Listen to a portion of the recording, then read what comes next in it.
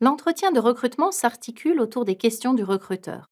En fonction de votre manière de répondre, vous pouvez faire de cette rencontre un échange plutôt qu'un interrogatoire. Vous serez confronté à 3 types de questions. Les questions professionnelles, les questions pièges et les questions discriminantes. Comme elles sont infinies et dépendent de chaque recruteur, vous ne pourrez pas toutes les préparer.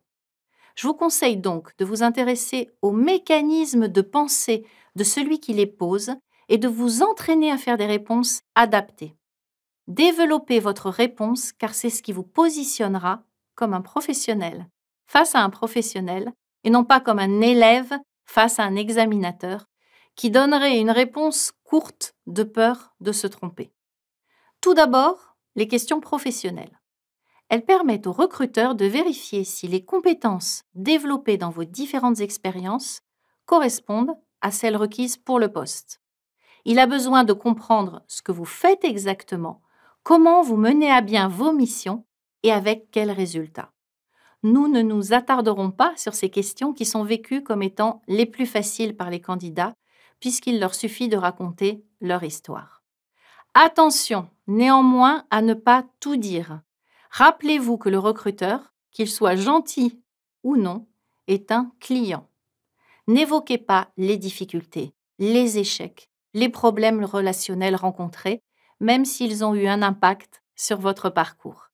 Parlez uniquement de ce qui est positif et susceptible d'intéresser le recruteur. Ensuite, les questions pièges. Ce sont celles qui vous mettent en difficulté car vous ne savez pas quelle réponse donner. Elles ne sont pas liées à des éléments factuels de votre parcours et font plutôt appel à votre interprétation. En voici quelques exemples. Quels sont vos défauts, vos échecs, vos qualités? Que disent vos managers de vous, vos collègues, vos amis? Quel est le meilleur moment de votre journée de travail, le pire? Où vous voyez-vous dans 3 ans, 5 ans, 10 ans? Vous serez confronté également à des questions encore plus déstabilisantes.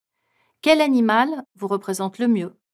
Acteur de cinéma, plat de cuisine, chanson? Si vous aviez une baguette magique, que feriez-vous? Essayez de ne pas montrer au recruteur que vous trouvez sa question hors contexte, même si elle l'est, car il peut être susceptible. Ce qui va compter, ce n'est pas la réponse, mais le développement de la réponse. Par exemple, ne vous contentez pas d'un simple « j'aimerais être un chat » à la première question, mais argumentez votre réponse de façon positive et professionnelle. Un chat, parce qu'il observe avant d'agir, qui peut être très rapide quand il décide de se lancer et qu'il retombe toujours sur ses pattes. Pour finir, attendez-vous également à subir des questions dites discriminantes, c'est-à-dire qui sortent du cadre de l'entretien car elles concernent la sphère personnelle et privée, comme l'âge, la situation familiale, l'apparence physique, l'origine. Ce sont des questions que les recruteurs ne sont pas censés poser. Certains le font quand même, sans savoir nécessairement qu'ils sortent du cadre légal de l'entretien. Et encore, cela dépend des pays et de l'analyse que l'on fait des textes de loi.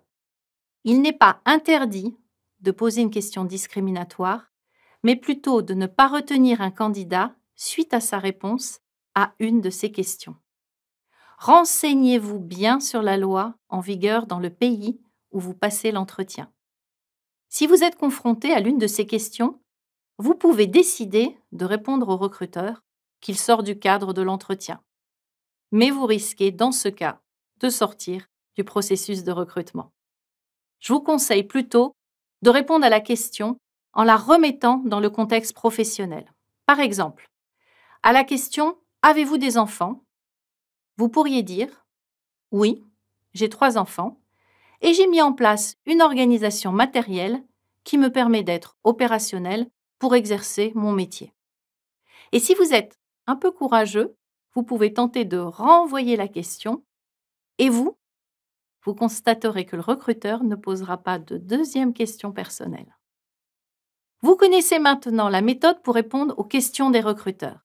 Il ne vous reste plus qu'à vous entraîner afin de faire de l'entretien un véritable échange professionnel.